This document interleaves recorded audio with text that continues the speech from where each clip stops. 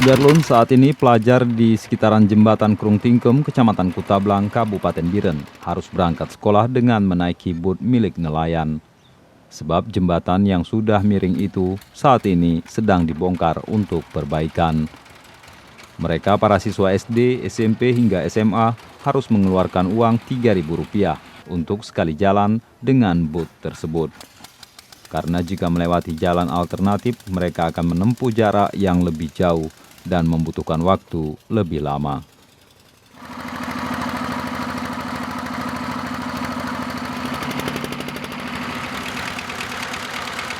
Menurut warga, selama dibongkarnya jembatan, sebagian besar anak-anak, terutama siswa yang rumahnya di bagian barat jembatan, memilih naik bot.